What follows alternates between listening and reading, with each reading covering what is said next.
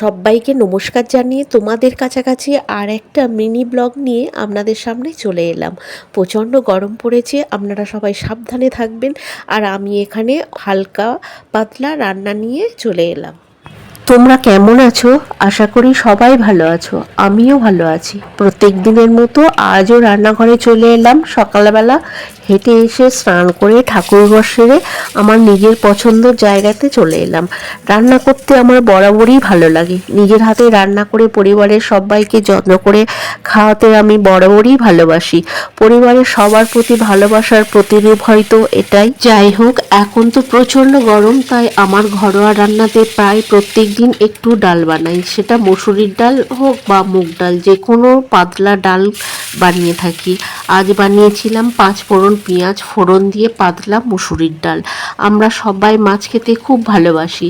আমার প্রত্যেক দিন রান্নাতে যে কোনো মাছ একটা থাকবে। আজ ছিল বেলে মাছ, পেঁয়াজ ফোড়ন দিয়ে সর্ষে পেস্ট দিয়ে ঝালটা বানিয়েছিলাম। নামানোর আগে উপর দিয়ে একটু সর্ষের তেল ছড়িয়ে দিলাম। ডালের সঙ্গে খাওয়ার জন্য একটা সবজি বানিয়ে নেব। একটা কাঁচা পেঁপে বাজার থেকে এনেছিল দুদিন আগে, ফ্রিজে রেখেছিলাম। কাটার পর দেখলাম হলুদ রং ধরেছে। এতটা গরম পড়েছে, ফ্রিজে রেখেছি তবুও পেকে গেছে। প্রথমে ডালের বড়ি ভেজে তুলে রেখে 5 ফোড়ন কাঁচা লঙ্কা পেঁয়াজ ফোড়ন দিয়ে পেঁপেটাকে একটু ভাজা ভাজা করে নিয়েছি। তারপর আলু দিয়ে নাড়াচাড়া করে নিয়ে একটু আদা বাটা দিলাম। তারপর লঙ্কা গুঁড়ো হলুদ গুঁড়ো আর স্বাদ মতো নুন দিয়ে নাড়াচাড়া করে নিয়ে জিরে গুঁড়ো আর ধনে গুঁড়ো দিয়ে একটু কষিয়ে নিয়ে গরম জল দিয়ে রান্না করে নিলাম। আলু আর পেঁপে খুব ভালো করে সিদ্ধ হয়ে গেছে। নামানোর আগে ভাজা বড়ি দিয়ে 2 মিনিট মতো ফুটিয়ে নিয়ে নামিয়ে নিলাম।